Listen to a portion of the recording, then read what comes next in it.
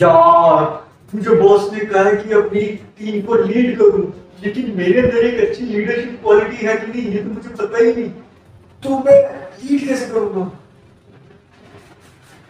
क्या कोई तरीका है इसे पता करने का?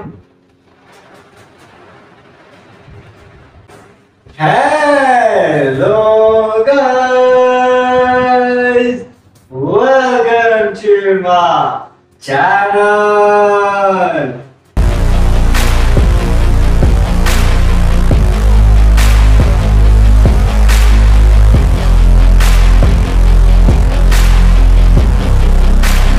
हाँ जी, सो गाइस, के हाल चाल?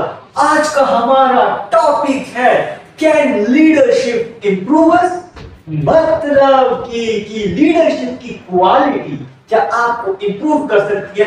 अब देखो, लीडर का मतलब होता है जो टीम का हेड होता है। सो बेसिकली एक लीडरशिप क्वालिटीज में बहुत सारी कैटेगरीज आती है, बहुत सारी चीजें आती है कि उसमें ये खूबी होनी चाहिए, ये खूबी होनी चाहिए। बट एक जो लीडर होता है उसमें बहुत ज्यादा जिम्मेवारी का काम होता है। अब फॉर एग्जांपल सपोज हम ले ले जानवरों का एग्जांपल, जिसमें शेर को जंगल का राजा कहा जाता है। ठीक है, वो जंगल का राजा वो एक किस्म से लीडर होगा ना जंगल का, तो उस पर कितनी सारी जिम्मेवारियां हैं। अब लोगों को तो ये खुशी मिलती है कि शेर हूं मैं शेर, लेकिन शेर बनने के लिए हकीकत में कितनी सारी जिम्मेवारी लेनी पड़ती है। अब देखो कितने सारे छोटे छोटे जानवर होते हैं जिनको उसको देखना पड़ता है। शेर हर किसी जानवर को नहीं खा सकता, क्योंकि अगर वो ऐसा करेगा तो फिर वो राजा किस बात का। ठीक है, अब अगर हम ऐसा समझें कि लीडरशिप क्वालिटी में हम अपना थोड़ा जमाएंगे, अपनी क्या बोलते हैं शो ऑफ करेंगे कि मैं तो लीडर हूं, मेरे अंदर ये है वो है, तो वो क्वालिटी बैलेंस नहीं करती। क्योंकि शो ऑफ जो है ना थोड़े टाइम तक तो कर सकते हैं, थोड़े टाइम तक हम दिखावा कर सकते हैं कि मेरे पास ये है, मेरे पास वो है, but longer period of time में अगर आपको अपनी लीडरशिप क्वालिटी को मेंटेन रखना है तो इतना आसान काम नहीं है। लेकिन आसान जरूर है। वो कैसे? देखो यार, मैं सारे पॉडकास्ट में एक ही बात कहता हूं, मोटिवेशन के साथ मेडिटेशन करो, क्योंकि शांत दिमाग से जब आप डिसीजन लोगे ना किसी भी चीज का तो वो अच्छा ही बनेगा। क्योंकि क्या होता है, देखो सारा खेल हमारे दिमाग की फ्लक्चुएशंस का, थॉट्स का है। थॉट्स हमारे फास्ट ही आते हैं, क्योंकि ह्यूमन ब्रेन ऐसे इस ढंग से बना हुआ है कि हमारे थॉट्स बहुत जल्दी आते हैं, कभी फास्ट आते हैं कभी स्लो आते हैं, पर उसको बैलेंस करने के लिए मेडिटेशन लगती है। लेकिन लीडरशिप क्वालिटी में क्या होता है, देखो अगर आपके पास सपोज आपके एक बिजनेस या आपका खुद का स्टार्टअप, ठीक है, एंड आपको वहां पे अपनी लीडरशिप क्वालिटी को शो करना है, मतलब दिखावा नहीं करना है, नेचुरल लीडरशिप क्वालिटी को डेवलप करना है। कि आपको टीम में टारगेट दिया है, सपोज आपका बॉस है या फिर जो आपका हेड है उसने आपको टारगेट दिया है कि आपको ये वर्क करना है complete within a week, एक हफ्ते के अंदर आपको एक काम पूरा करना है, और आपके पास 10 लोगों की टीम है। ठीक है, अब 10 लोगों की टीम को सबको काम समझाना, सबको काम बताना कि ऐसे है वैसे है, एंड वो आपकी बात सुनेंगे कि नहीं वो भी मैटर करता है। ठीक है, आपके थॉट प्रोसेस से वो मैच होंगे कि नहीं वो भी मैटर करता है। और टाइम आपके पास सिर्फ एक हफ्ता है। अब जरा खुद सोच के देखो गाइस, अगर आपके पास ऐसा टारगेट दे दिया जाए तो कितना टफ है कि इतने कम टाइम में आप अपनी टीम को कैसे संभालोगे, कैसे समझाओगे कि वो जो आपका जो काम है वो कम से कम टाइम में कर दे, ताकि आपका प्रमोशन हो सके, प्लस उस टीम को भी ग्रोथ मिले। लेकिन ये इतना आसान तो नहीं होता, लेकिन ट्रिक्स जरूर हैं। देखो क्या होता है ना, ब्रेनस्टॉर्मिंग करनी पड़ती है। अब लाइफ में भी समझ लो लीडरशिप क्वालिटी, बिजनेस में भी समझ लो लीडरशिप क्वालिटी, अलग अलग है। अब देखो लाइफ में तो ऐसा है कि जिंदगी में तो अगर आपको लीडरशिप क्वालिटी डेवलप करनी है तो आप एज अपने खुद के लीडर बन सकते हो। कि अपने खुद की जिंदगी के अगर आप लीडर बन जाओ, मतलब अपने उसका अहम पहलू समझना शुरू कर दो, तो आप यहीं से लीडरशिप क्वालिटी को डेवलप कर सकते हो। क्योंकि देखो किसी भी बिजनेस, किसी भी स्टार्टअप में लीडरशिप क्वालिटी बहुत इंपॉर्टेंट रोल प्ले करते हैं। Team work as team work में मेरा सेपरेट पॉडकास्ट आएगा तो मैं आपको समझा दूंगा टीम वर्क क्या होता है। So basically guys, team work का मैं शॉर्ट में आपको मतलब बताता हूं। उसका मतलब होता है कि टीम साथ में काम करे, लेकिन लीडरशिप क्वालिटी में होता है सबको एक साथ लेके चलना, कि एकता समझ कि सबको एक साथ लेके चलना और अपना काम कंप्लीट करना with in a less time. And उसमें ये भी हो कि सबकी रिक्वायरमेंट्स फुलफिल हो, कि जो भी आपके साथ टीम में काम कर रहे हो सबकी रिक्वायरमेंट्स फुलफिल हो, तब जाके तो वो एक अच्छी लीडरशिप क्वालिटी बनती है। कि अगर आपको किसी ने लीडर चुना है, जैसे वो पॉलिटिक्स की बात कर लो, पॉलिटिक्स में किसी नेता को हम अपना लीडर चुनते हैं, तो ऑब्वियसली बात है हम उसकी क्वालिटी, खूबियां वगैरह सब देख के डिसीजन लेते हैं कि हाँ हमें इस पॉलिटिशियन को वोट देना है, वो एमएलए हो, एमपी हो, पीएम हो, व्हाटएवर।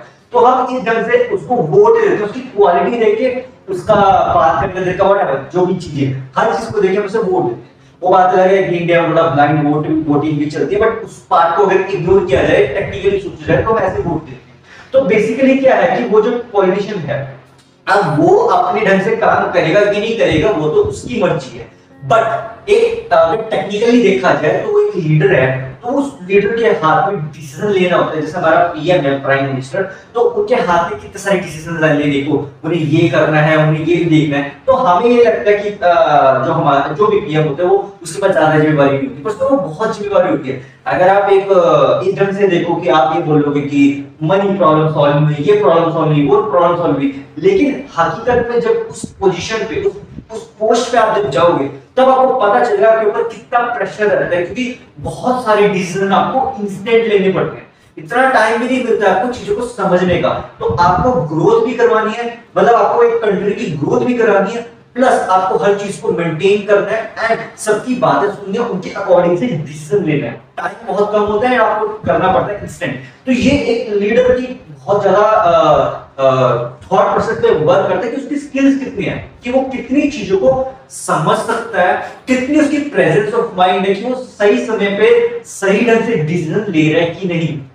देखो, अगर आप अकेले डिसीजन लोगे तो वो एक रिस्क है, क्योंकि आपने अगर सपोज आप एक टीम में काम कर रहे हो और आप डिसीजन ले रहे हो कि ये होना चाहिए, वो होना चाहिए, तो अगर आप अकेले डिसीजन ले लोगे तो उसमें रिस्क ये है कि वो आपकी अपना पॉइंट ऑफ व्यू है। लेकिन अगर आप पूरी टीम से पूछो कि मैं ये डिसीजन लेना चाहता हूं आप इस अकॉर्डिंग से, तो क्या मुझे डिसीजन लेना चाहिए कि नहीं, तो इससे क्या होगा, इससे सबसे पहले तो आपकी जो टीम है गाइस, वो आपके साथ एक ट्रस्ट बिल्डअप करेगी, उन्हें विश्वास हो जाए कि हमसे पूछ के ये डिसीजन ले रहे हैं। तो यदि हमसे पूछ के डिसीजन ले रहे हैं तो ऑब्वियस बात है सब अपने अपनी राय, अपना अपना पॉइंट ऑफ व्यू रखेंगे कि ये है, इसमें ये कमी है, इसमें वो कमी है। तो इस ढंग से अगर आप सोच के चलोगे फिर डिसीजन लोगे तो उसके रिस्क के चांसेस कम हो जाते हैं, क्योंकि आपने जब पहले अकेले डिसीजन लेने वाले थे तब आप अकेले थे, लेकिन आपने पूरी टीम को साथ में जोड़ दिया। तो अगर सपोज आपकी टीम में 10 लोग हैं और आप एक हो, तो 1 और 10 हो गए, टोटल 11 लोग। तो मतलब आपने 11 बार उस चीज के बारे में सोचा, तब डिसीजन लिया, तो वो डिसीजन के रिस्क के चांसेस कम हो जाते हैं। लेकिन जब एक अकेला डिसीजन लेते हो तो वहां पे रिस्क के चांसेस बढ़ते हैं, क्योंकि वो सिर्फ आपका अकेले का पॉइंट ऑफ व्यू, आपको नहीं पता कि औरों का वो पॉइंट ऑफ व्यू है कि नहीं, औरों की वैसी सोच है कि नहीं, और उस ढंग से समझते हैं कि नहीं। क्योंकि देखो, किसी भी अगर आपको स्टार्टअप में कोई प्रोडक्ट लॉन्च करना है, प्रोडक्ट मैनेज करना है, प्रोडक्ट डेवलप करना है, तो आपको टीम को लीड करना आना बहुत जरूरी है। अगर आप एक ऐसा मैनेजर हो या मैनेजमेंट में काम करो, तो ऑब्वियस बात है आपके अंदर एक स्पेशल काइंड ऑफ क्वालिटी होनी चाहिए जो लीडरशिप की क्वालिटी को अलग से रिफ्लेक्ट करे। मतलब किसी को बताना ना पड़े कि आप लीडर हो, ऑटोमेटिकली लोगों को पता चल जाए, आपकी टीम को पता चल जाए नहीं इसमें वो लीडरशिप क्वालिटी है, इसमें वो दम है कि ये अकेला पूरी टीम को संभाल सकता है। It's like a one man army. लेकिन फिर भी वही बात आती है, देखो यार, जिम्मेवारी तो जिम्मेवारी है ना। अब किसी भी चीज की जिम्मेवारी लो, अगर आप लाइफ के लीडर बनना चाहते हो तो मेडिटेशन से आप अपनी लाइफ की डिसीजन लेना सीख सकते हो। वो तो एक ऐसा प्रोसेस है, स्लो प्रोसेस है कि लाइफ में तो आप ऐसा है कि आप डिसीजन लेते रहो, अच्छे हैं बुरे हैं, वो that depends with the time.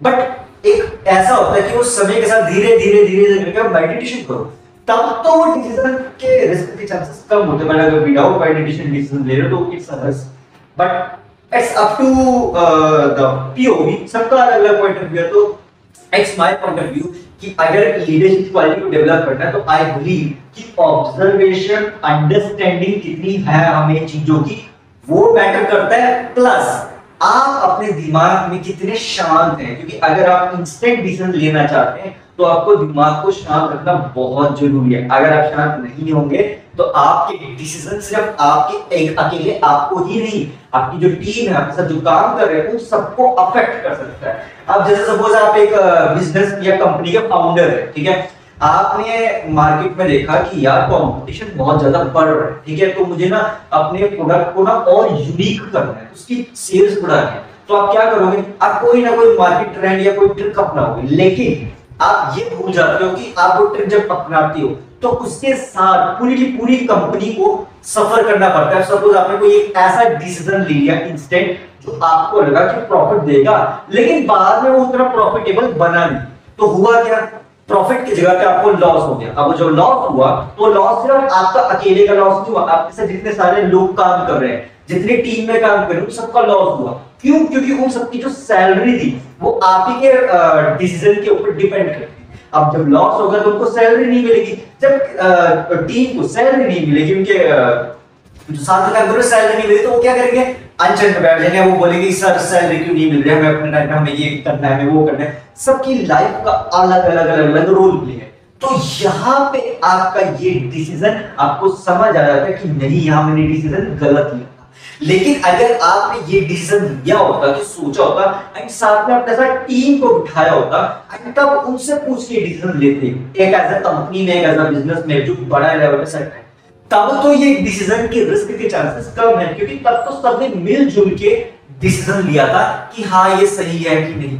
तब तो इसमें ये कह सकते हैं ना कि जो टीम है उनके पास ये है कहने को, हम ये कह सकते हैं हमने सबकी सलाह मंजूरी ली, सबसे पूछा है, पूछताछ करी है कि ये डिसीजन लेना चाहिए कि नहीं, तब लिया, तब तो डिसीजन जेन्युइन बनेगा, तब तो कोई इश्यू नहीं है। लेकिन अगर आप अकेले डिसीजन ले रहे हो तो वो ऑब्वियसली बात है, वो तो बहुत रिस्क वाली बात है, क्योंकि आपके साथ इतने सारे लोग काम कर रहे हैं, पूरी टीम काम कर रही है। आप अकेले डिसीजन लोगे तो वो एक लीडरशिप क्वालिटी तो है, लेकिन वो एक उसे कहते हैं क्या बोलेंगे, शौक नहीं कहेंगे, उसे एक्ट कहेंगे, मतलब अहंकार कहेंगे। मैं जो डिसीजन लूंगा वो तो सही होगा हमेशा। नहीं, ऐसा जरूरी नहीं है कि आप जो डिसीजन लो वो हमेशा सही हो। लेकिन अगर आप लोगों की बातों को ऑब्जर्वेशन, अंडरस्टैंडिंग से डिसीजन लेना सीख गए, तब तो लीडरशिप क्वालिटी में आप डिसीजन अकेले भी लेंगे तो भी कोई प्रॉब्लम नहीं है, क्योंकि आपको पता है कि आपकी टीम के पॉइंट ऑफ व्यू किस ढंग से है, कि वो उस चीज को किस ढंग से देखते हैं। जैसे सपोज अगर आपको किसी टीम को लीड करना है तो सबसे पहले आपको पता होना चाहिए कि आपकी टीम के जितने भी मेंबर्स हैं उनमें क्या क्या खूबी है, क्या क्या ऐसी खूबी है जो आपके वर्क को कम से कम समय में पूरा कर सकते हैं। जैसे सपोज 10 बंदों में से कोई एक ऐसा बंदा होगा जो बहुत जल्दी टाइपिंग करता होगा, कोई एक ऐसा बंदा होगा कि जो बहुत अच्छी मार्केटिंग करता होगा, कोई एक ऐसा बंदा होगा जो बहुत अच्छा बोलता होगा, कोई एक ऐसा भी बंदा होगा कि जो क्या बोलते हैं ब्रेनस्टॉर्मिंग में माहिर होगा, या कोई एक ऐसा इंसान होगा उनमें से जो क्रिएटिविटी में होगा। तो आप इस हिसाब से कैटेगरी को डिवाइड करो कि सबकी खूबियों के हिसाब से नहीं, सबकी खूबियों के हिसाब से नहीं,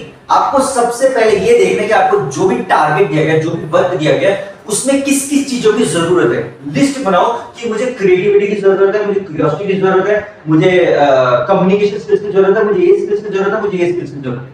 अब जो आपकी टीम में मेंबर्स है उनसे ये स्किल्स के बारे में बात करो। अब ऑब्वियस बात है उन्हें नहीं पता होगा स्किल्स कैसे है, तो आपको उनका टेस्ट लेके देखना है, एक ऐसा टेस्ट जिसमें ये स्किल्स के उनके पता चलता रहे। जब उनका टेस्ट लोगे तो आपको पता चल जाएगा कि हाँ इसमें ये खूबी है, इसमें वो खूबी है। फिर आप उसके हिसाब से लिस्ट बनाओ कि हाँ ये बंदा यहाँ से है, ये बंदा ऐसे है, इस कैटेगरी में। आपने ये कर दिया, ये आपका टाइम सेव कर देगा। इससे बिना 4 से 5 घंटे के अंदर आपको चीजों को समझ आ जाएगा, ऑब्जर्वेशन आ जाएगी कि कौन किसके लिए सही है। लेकिन ये इंस्टेंट नहीं होना चाहिए, तो आपका जो टेस्ट है वो कुछ ऐसा टेस्ट होना चाहिए जो उनकी स्किल्स को पूरी तरह से 100% टेस्ट कर सके। अब आप बोलोगे इन्फिनिटी इतनी जल्दी कैसे करे टेस्ट, तो यही तो सबसे बड़ा चैलेंज है, क्योंकि आप एज अ लीडर की तरह काम कर रहे हो, तो आपको आना चाहिए ये तरीका कि मैं कैसे सामने वाले बंदे को, अपनी टीम को टेस्ट करूं कि वो स्किल्स उसके अंदर से निकल के बाहर है, उसकी खूबियां मैं समझ सकूं एंड प्लस उसको सही जगह पे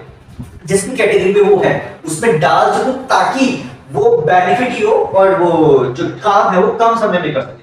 क्योंकि देखो जब हमें पता है कि हमारे अंदर ये खूबी है, कि मेरे अंदर ये टैलेंट है, तो मैं उस टैलेंट के हिसाब से अपना काम करूंगा तो वो काम जल्दी हो जाएगा।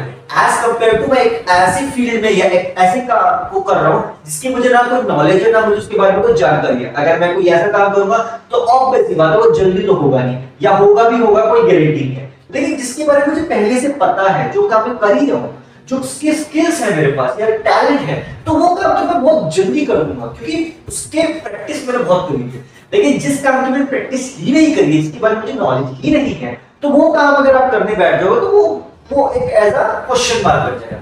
इसी के कारण से एक अच्छा लीडर जो होगा वो ऐसे टेस्ट, बेसिक टेस्ट लेना में माहिर होगा। लेकिन अगर आप जल्दी बने हो कि आपको एक नया नया आपको टीम लीडर बनाया गया है, तो ऑब्वियस सी बात है आपको फिर अंडरस्टैंडिंग और ऑब्जर्वेशन करनी पड़ेगी टीम्स को समझने, क्योंकि टीम्स इंस्टेंटली आपको नहीं पता चलेगा कि किसका कैसा पॉइंट ऑफ व्यू है, किसमें क्या खूबी है, किसमें क्या नहीं खूबी है। आपको समय देना पड़ेगा, धीरे धीरे ऑब्जर्व करना पड़ेगा, अंडरस्टैंड करना पड़ेगा, समझना पड़ेगा कि समय के साथ कि किसमें क्या खूबी है। आपको धीरे धीरे शांत दिमाग से अगर आप समझोगे तब तो सारी खूबी आपको दिख जाएगी क्लियर कि इसमें ये कमी है, इसमें ये खूबी है, तो आप उसके अकॉर्डिंग से कैटेगरी वाइज डिवाइड कर सकते। तो उसमें क्या होता है, उसमें एक बेनिफिट ये हो जाएगा कि आपको पता चल गया सामने वाले में ये खूबी है कि नहीं। अब देखो जैसे सपोज कभी इंटरव्यू देने जाओ, कभी भी किसी भी बिजनेस का या ये जॉब का इंटरव्यू देने जाते हो, तो जो इंटरव्यूअर होता है सामने बैठा हुआ जो बंदा होता है, विद इन 10 सेकंड्स के अंदर वो पता लगा लेता है कि ये बंदा इस जॉब के लिए सही है कि नहीं। अब आप खुद सोच के देखो, एक एचआर ह्यूमन रिसोर्स का जो सामने बंदा बैठा है इंटरव्यू ले रहा है, वो 10 सेकंड के अंदर कैसे पता लगा सकता है कि सामने वाले बंदे के अंदर वो खूबी है कि नहीं, कि ये जॉब के लिए सही है कि नहीं। अब डिसीजन उसका एचआर का सही है कि नहीं वो तो बाद में पता चलता है, लेकिन वो डिसीजन इंस्टेंट ले लेता है। वो कैसे ले लेता है? क्योंकि उसे पता है कि डिसीजन कैसे लेना है, क्योंकि वो एक लीडर बनाया गया। बेसिकली कंपनी ने एचआर को, ह्यूमन रिसोर्स को लीडर बना दिया गया कि आपको हमारे लिए बंदों को इकट्ठा करना है, बेसिकली जॉब्स पे रखना है। तो आपके पास इतना टाइम दिया गया, आपको एक हफ्ता एक महीना दिया गया, आपके पास कैंडिडेट्स आएंगे, लोग आएंगे, जितने भी आएंगे 400 500, आपको उतने सारे लोगों में से डिसीजन लेना है कि ये इस बंदा या बंदी जॉब के लिए सही है कि नहीं। तो ये इंस्टेंट तो हो नहीं सकता, लेकिन फिर भी आगे 10 से 12 सेकंड के अंदर कैसे कर लेते हो, तो इट्स अ टैलेंट। ये होते हैं खूबियां, स्किल्स पता करना कि हम कैसे ऑब्जर्व करें, कैसे चीजों को अंडरस्टैंड करें। अगर आप फ्रस्ट्रेटेड दिमाग से करोगे तब तो कुछ नहीं होने वाला, तब it will be like your decision confusion रहेगा। लेकिन अगर आप इंस्टेंट डिसीजन लेना चाहते हो तो आपको ऑब्जर्वेशन एंड अंडरस्टैंडिंग में माहिर होने चाहिए, आपको चीजों का सही ढंग से यूज करना आना चाहिए, एंड जो आपकी नेगेटिविटी है उसको अपने से दूर रखने की कोशिश करो, क्योंकि जितनी ज्यादा पॉजिटिव रहोगे उतने ही ज्यादा आप चीजों को अच्छी तरह से ऑब्जर्व और अंडरस्टैंड कर पाओगे। एक एज अ लीडर के लिए तो बहुत जिम्मेवारी का काम होता है कि उसे डिसीजन भी लेना है, टीम का साथ भी चाहिए, एंड टीम में कोई ऐसा ना हो कि जिसको लगे कि मेरा डिसीजन सही है कि नहीं, कंफ्यूजन ना हो, क्लैरिफिकेशन हो। जितनी ज्यादा क्लैरिटी आपकी टीम को आपके प्रति होगी उतने ही ज्यादा चांसेस आपके बढ़ जाएंगे कि आपकी टीम आपके साथ शायद ओवर टाइम करने को तैयार हो जाए। कि सपोज आपको कोई काम दिया गया है, आपको कम से कम समय में करना है, तो ऐसा भी हो सकता है कि अगर आपकी टीम आपको जानती है, समझ चुकी है ये लीडर किस टाइप का है, तब तो वो ओवर टाइम भी आपके साथ करने को तैयार हो जाएगी। लेकिन ये कैसे होता है, इसके लिए आपको ट्रस्ट बनाना पड़ता है, यकीन दिलाना पड़ता है उन्हें कि आपके अंदर वो लीडरशिप क्वालिटी है। आप उनके रक्षा, एक इन द सेंस आप उनकी अगर कभी नेगेटिविटी भी है तो उसको भी संभाल लोगे, क्योंकि आपको संभालना आना चाहिए एज अ लीडर। तो एक लीडरशिप क्वालिटी एक सिर्फ बिजनेस में ही लाइफ को भी ट्रांसफॉर्म कर सकती है। अगर आप ये चीज सीख जाओ लीडरशिप क्वालिटी को सही ढंग से कि मुझे जिंदगी में भी लीडिंग कैसे करनी है, तो इससे आपको एक तो लाइफ का जीने का एक नया तरीका मिल जाएगा, क्योंकि आपको जिम्मेवारी समझ आ जाएगी। जब आपको जिम्मेवारियां चीजों की समझ आनी शुरू हो जाएगी, टीम में भी लाइफ में भी, तो लाइफ को जीना आसान हो जाता है, क्लैरिफिकेशन मिल जाती है। सबसे बड़ी चीज कि आपको टेंशन या किसी चीज का स्ट्रेस नहीं होता कि यार मैं ये कर पाऊंगा कि नहीं। जब आपको पता है कि आप ये कर सकते हो तो आप करो, उस चीज को ट्राई करो, क्योंकि जब तक आप किसी चीज को ट्राई नहीं करोगे तब तक आपको पता ही नहीं चलेगा कि वो चीज सही होगी कि गलत। अब जैसे सपोज फॉर एग्जांपल जो भी साइंटिस्ट लोग थे, निकोलस टेस्ला, एल्बर्ट आइंस्टाइन, अगर इन्होंने अपने समय में चीजों को सोचा ही ना होता, चीजों को ट्राई ही ना किया होता, तो शायद इतने बड़े साइंटिस्ट ना बनते। अब एल्बर्ट आइंस्टाइन जो सबसे फेमस थ्योरी है, थ्योरी ऑफ रिलेटिविटी, अब थ्योरी ऑफ रिलेटिविटी के लिए एल्बर्ट आइंस्टाइन ने पूरे 1 महीना बिना खाना खाए, बिना सोए, अपने आप को कमरे में बंद करके सारा दिन बस सोचता रहा कैसे करूं कैसे करूं कैसे करूं कैसे करूं, एंड इंस्टेंटली फिर थोड़े टाइम के बाद वो जब वर्क सक्सेसफुल हुआ तो वो कितना खुश था। वो बात अलग है कि उसकी सेहत कमजोर हो गई थी, सेहत का ध्यान रखना बहुत जरूरी है। बट मैं एक एग्जांपल दे रहा हूं गाइस कि अगर आपको अपने अंदर के टैलेंट को बाहर निकालना है तो आपको अपने आप को भट्टी में झोंकना पड़ेगा। अब जैसे सपोज किसी भी, अगर आपको हीरे को तराशोगे, आप देखो डायमंड, डायमंड जो होता है अगर आप उसको हकीकत में देख लोगे ना तो आपको लगेगा बहुत सुंदर है, लेकिन नहीं होता वो सुंदर, क्योंकि जो डायमंड होता है ना वो एक कोयले के बीच में जब पड़ा होता है तो उसकी कोई वैल्यू नहीं है। लेकिन जब तक जौहरी यानी कि जो ज्वेलर है उसको पॉलिश नहीं करता, उसको रगड़ता नहीं अच्छी तरह से, शेप नहीं देते स्पेसिफिक, तब तक वो सुंदर नहीं लगता। अदरवाइज डायमंड की शेप क्या है, सर्कल शेप में लगेगा एंड आपको लगेगा ये डायमंड है। लेकिन जब आप डायमंड मार्केट में देखोगे तो लगेगा वाह 24 कैरेट डायमंड है। तो उसको शेप बनाई जाती है, उसकी ऐसी शेप डिजाइन करी जाती है, उसको तराशा जाता है ताकि उसकी शेप ऐसी बने और वो पॉलिश हो। आप देखो जैसे कि एक स्टैचू है, तो एक स्टैचू को जब तक स्कल्पचर जो मूर्तिकार होता है उसको आकार नहीं देगा, उसको शेप नहीं देगा, तब तक क्या वो मूर्ति सुंदर लगेगी? नहीं। अब जैसे सपोज फॉर एग्जांपल हमारे पुराने जमाने की बात करी जाए, पुराने जमाने के जितने भी मंदिर हैं उनमें जितनी भी मूर्तिकारों ने मूर्तियां तराशी हैं वो ऐसे तराशी हैं कि आप देखते रह जाओ। भले ही उसमें क्या बोलते हैं इसको, सेक्सुअलिटी को भी पूरा फुली दिखाया है, लेकिन वो इस ढंग से दिखाया है कि बंदा देखता रह जाएगा क्या तराशा है, क्या मतलब मूर्तिकार ने क्या बनाया है। तो जरा यहां से समझो कि ये इमेजिनेशन कैसे होती है, उन्होंने कैसे अकेले ये काम किया। तो वो होती है लीडरशिप क्वालिटी, अपनी लाइफ में उन्होंने डेवलप करी, समय को इस ढंग से डिसिप्लिन में डाला, इस ढंग से समय को लगाया कि वो अपने काम को कर सके, लेकिन इस ढंग से कर दिया उस काम को कि सामने वाला देखता है और हम बोलते हैं वाह क्या बनाया है, वाह क्या बात है।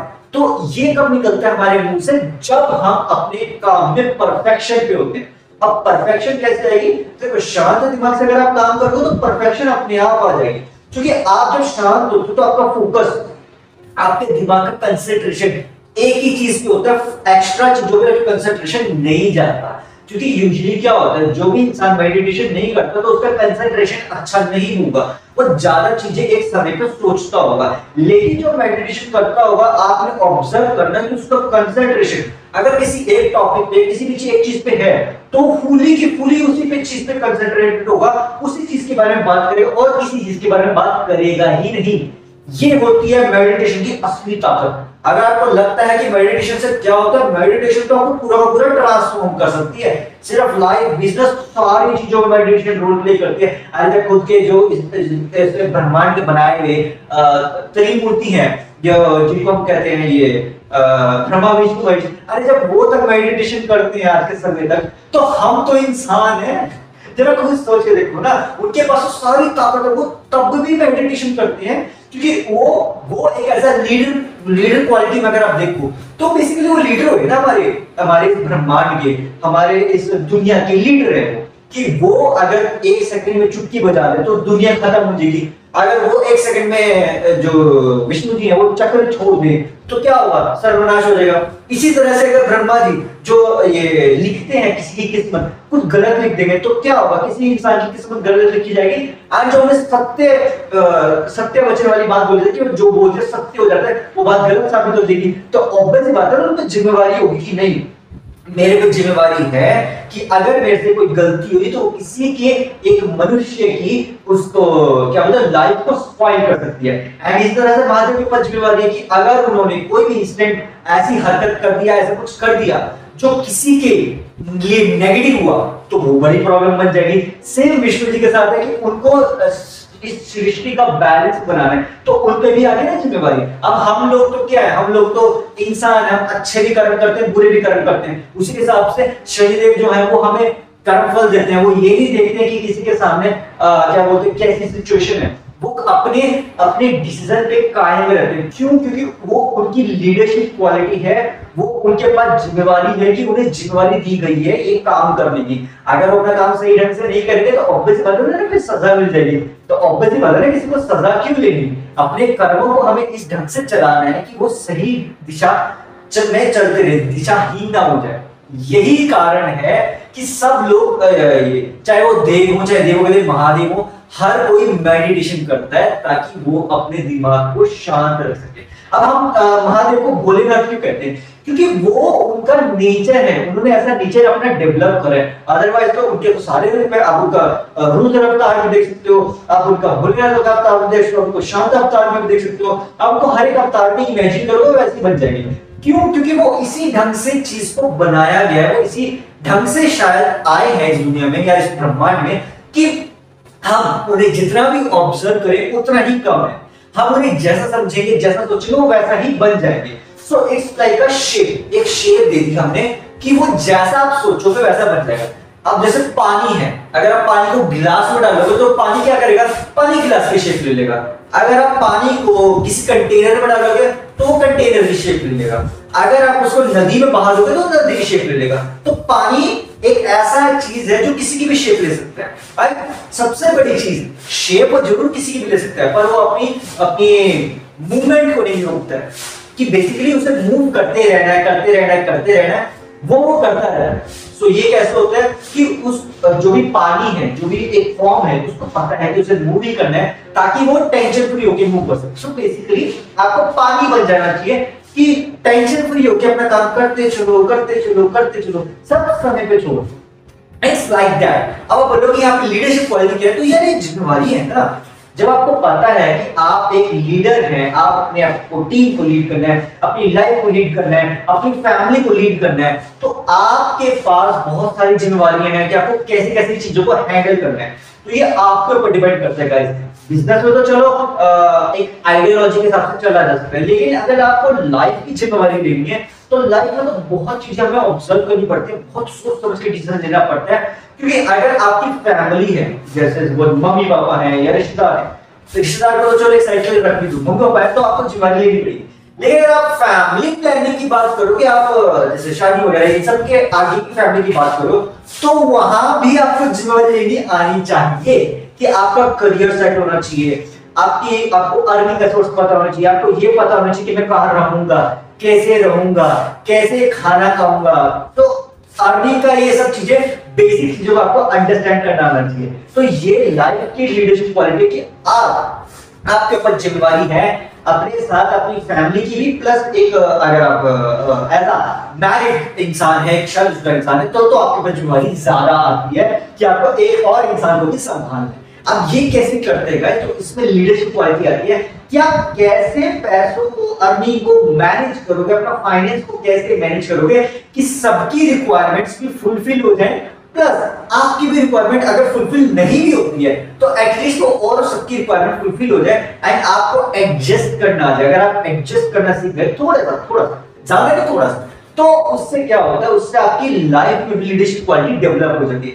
अदरवाइज क्या होता है कि फाइट हो जाती है, लड़ाई झगड़ा हो जाता है, बहसबाजी हो जाती है, बिजनेस में भी होती है, लाइफ में भी होती है। तो आपको यहाँ पे इस चीज को कैसे संभालना है वो आपके ऊपर है, आपकी क्रिएटिविटी है कि आपको लाइफ में लीडरशिप क्वालिटी अगर आप ले रहे हो तो आपको कैसे बात करनी है। ऐसी बात भी नहीं कहने देनी है कि जो किसी को हर्ट कर जाए, लेकिन ऐसा भी नहीं होना चाहिए कि आप कमजोर शो कर दे। तो बेसिकली क्या है कि आपको कुछ ऐसा भी नहीं कहना है जो किसी को हर्ट कर जाए, नहीं ऐसा भी नहीं शो करना कि आप कमजोर हो। तो आपको एक बैलेंस बनाना है। तो ये कितना टफ है गाइस, आई अंडरस्टैंड, बट अगर शांत दिमाग से करोगे तो nothing is impossible in this world.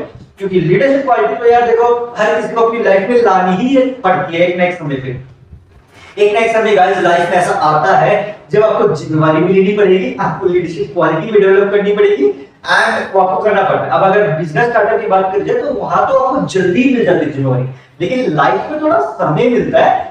इसलिए मिलता है वो समय ताकि आप इतना अपने आप को तैयार कर लो, अपने आप को समझ लो, ऑब्जर्व कर लो, अंडरस्टैंड करो कि हाँ अब मैं तैयार हूं लीडरशिप क्वालिटी के लिए, डिसीजन लेने के लिए लाइफ की। तब तो आप सही ढंग से लीडरशिप क्वालिटी को डेवलप कर लोगे। लेकिन अगर आप तैयार ही नहीं हो, ऑब्जर्व ही नहीं किया, कुछ अंडरस्टैंड नहीं किया, कुछ नहीं पता, अब इंस्टेंट में लीडरशिप क्वालिटी आपके पास आ जाए तो आपके जो डिसीजन होंगे वो ऐसे होंगे, डामाडोल होंगे। लेकिन आपको डामाडोल नहीं करने डिसीजन, क्योंकि लाइफ में अगर हमने डामाडोल डिसीजन लिए ना बिजनेस में तो ऐसा है सिर्फ नुकसान होगा, वो तो आप फुलफिल थोड़े टाइम के बाद कर भी सकते हो, लेकिन अगर लाइफ में डामाडोल डिसीजन ले लिए ना तो लाइफ में इंस्टेंट टाइम नहीं मिलता, वो बहुत समय लग जाता है डिसीजन को सही करने में, समझेगा। तो जो बिजनेस स्टार्टअप है वहां तो चलो आपके साथ और मेंबर हैं, पैसों का नुकसान हो वो तो आप फुलफिल एक तरह से किसी न किसी तरह जुगाड़ से कर सकते हो, लेकिन लाइफ पे अगर डिसीजन डामाडोल हो गए ना तो वो आपको अफेक्ट बहुत ज्यादा कर सकते हैं। इसी के कारण से मेडिटेशन करते चलो ताकि आप अपने लाइफ के डिसीजन में डामाडोल की बजाय एक सही ट्रैक पर हो, क्लैरिफाइड रहो कि आप जो कर रहे हो, जो कह रहे हो वो आपके लिए सही है कि नहीं। आगे आपको कैसे पता चलेगा, जब तक आप इस चीजों को सही ढंग से ऑब्जर्व और अंडरस्टैंड नहीं करोगे तब तक कुछ नहीं होने वाला। बट हाँ, एक बात जरूर है कि आप छोटी छोटी चीजों में डिसीजन लेना सीखो, छोटी छोटी चीजों को अंडरस्टैंड करो, ऑब्जर्व करो, तब तक लीडरशिप क्वालिटी इंप्रूव हो जाएगी। एंड फिर जब आप तैयारी वाली बात है तो आप अगर थोड़ा थोड़ा करके रोज थोड़ा थोड़ा छोटे छोटे डिसीजन, छोटे छोटे ऑब्जर्वेशन रोज करो, तब तो ये काम 2-3 साल के अंदर आप डेवलप कर लोगे एज अ बिजनेस और स्टार्टअप। लेकिन अगर आपको लाइफ की बात करी जाए तो यार देखो, उसमें तो सिर्फ मेडिटेशन ही है जो आपको सही रास्ता दिखा सकती है। विश्वास है कि अपने ऊपर विश्वास होना चाहिए, कॉन्फिडेंस होना चाहिए, ओवर कॉन्फिडेंस नहीं, सेल्फ कॉन्फिडेंस कि मैं जो करने वाला हूं, जो भी कर रहा हूं सही है कि नहीं, इतना तो कॉन्फिडेंस अपने अंदर होना चाहिए। ओवर कॉन्फिडेंस में जाओगे तब तो कुछ भी नहीं हो सकता। लेकिन अगर आप सेल्फ कॉन्फिडेंस डेवलप करोगे, अपने अंदर का कॉन्फिडेंस डेवलप करोगे कि हाँ मैं ये चीज कर सकता हूं या मैं ये चीज कर सकता हूं, मेरे अंदर टैलेंट है, मेरे अंदर स्किल्स है, तब तो ठीक है। लेकिन ओवर कॉन्फिडेंस के चक्कर में जाओगे तो फिर वो ग्रोथ नहीं, आपको लॉस में ले जाएगी। तो आपको तो ग्रोथ चाहिए ना, लेकिन इंस्टेंट ग्रोथ नहीं, permanent growth, slow slow growth, धीरे धीरे अगर जिंदगी में आगे बढ़ोगे तब तो ग्रोथ भी अच्छी मिलेगी एंड वो स्टेबल भी रहेगी, वो हमेशा के लिए आपके साथ रहेगी। लेकिन अगर आप इंस्टेंट ग्रोथ पे जाओगे तो वो इंस्टेंट ग्रोथ आपको घमंड के चक्कर में नीचे ले आएगी। तो इसीलिए आपको लीडरशिप क्वालिटी के साथ आपको डेवलप करना चाहिए, अपने आप को, अंदर की खूबियों को पॉलिश करना चाहिए, स्किल्स को डेवलप करना चाहिए कि मैं जो कह रहा हूँ, जो भी कर रहा हूँ वो सही है कि नहीं, और मेरी टीम के ऊपर जिम्मेवारी है तो मुझे उस जिम्मेवारी को अकेले संभालना है, कैसे संभालना है ये आपको पता होना चाहिए गाइस। तो वो बेसिकली क्या है कि उसके लिए आपको ऑब्जर्वेशन अंडरस्टैंडिंग करोगे, जो मैंने ट्रिक बताई है एग्जांपल की, ऐसे कैटेगरी वाइज डिवाइड कर दो तब तो काम बहुत आसान होता है। लेकिन अगर आप ये सब नहीं करोगे एंड इंस्टेंटली पूछते रहोगे, बातें करते रहोगे तो बातों से कुछ नहीं होगा, बातों से सिर्फ आपको आपका जो समय है वो यूटिलाइज सही जगह पे नहीं होगा। लेकिन आपको सही जगह पे समय को यूटिलाइज करना आना चाहिए, तब तो यही तरीका है कि आपको ऑब्जर्वेशन अंडरस्टैंडिंग आनी चाहिए कि मैं ये डिसीजन ले रहा हूँ सही है कि नहीं, ब्रेनस्टॉर्मिंग करनी आनी चाहिए एंड उसके बाद सही ढंग से सामने वाले का ऑब्जर्व करो, उससे बात करो, उससे ऐसे सवाल पूछो जो आपको क्लैरिफिकेशन दे उसके बारे में। ऐसे सवाल करने आनी चाहिए आपको, ऐसा भी कोई सवाल ना पूछ लो कि जो सामने वाले को लगे कि ऐसा सवाल क्यों पूछ रहे। तो ये चीजें आपको खुद से बात करो, खुद से शीशे के सामने जब बात करोगे आपका कॉन्फिडेंस डेवलप होगा। एक बार का कॉन्फिडेंस डेवलप हो गया तब आप टीम लीड करने में बहुत इजी हो जाओगे। अदरवाइज अगर आपके पास कॉन्फिडेंस नहीं है, आप तो बहुत ज्यादा शाय हैं, बहुत ज्यादा ऐसा लगता है कि मैं कुछ कर ही नहीं सकता, मेरे से कुछ नहीं होगा, मेरे से ये नहीं होगा, वो नहीं होगा, तब तो लीडरशिप क्वालिटी में डामाडोल आपके होने के चांसेस बढ़ जाते हैं। लेकिन अगर कॉन्फिडेंस है कि हाँ मैं कर सकता हूँ, ओवर कॉन्फिडेंस नहीं, सिर्फ इतना कॉन्फिडेंस कि मैं कर सकता हूँ, तब तो आपके लिए इजी हो जाएगा बैलेंस करना। टाइम लगेगा but it will be like a developing of the quality, क्योंकि क्वालिटी को, खूबियों को डेवलप करने में समय लगता है, लेकिन वो डेवलप हो जाती है टाइम के साथ, हर चीज संभल जाती है, हर चीज इंप्रूव हो जाती है। लेकिन ये तभी होता है जब आप उस चीज पे कंसिस्टेंटली रोज थोड़ा थोड़ा करके काम कर रहे हो। अगर उस पे, उस वर्क पे थोड़ा थोड़ा या उस टैलेंट पे, स्किल्स पे थोड़ा थोड़ा करके काम करोगे तब तो स्किल्स इंप्रूव हो जाएंगे। लेकिन अगर आप कम टाइम में सोचोगे, कम टाइम में तो देखो यार चांसेस लेस है, बट ट्राई करना चाहो कर सकते हो, but it is a risk.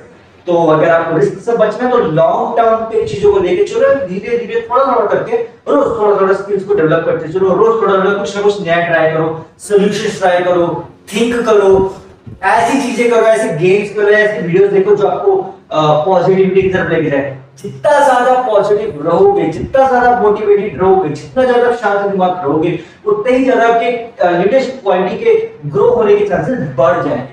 as simple as that. ठीक है guys, so that's it for today for this podcast. और आज के podcast में मजा आया तो इसे लाइक एंड शेयर करना, मेरे चैनल को सब्सक्राइब करना.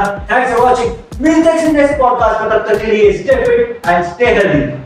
Bye bye.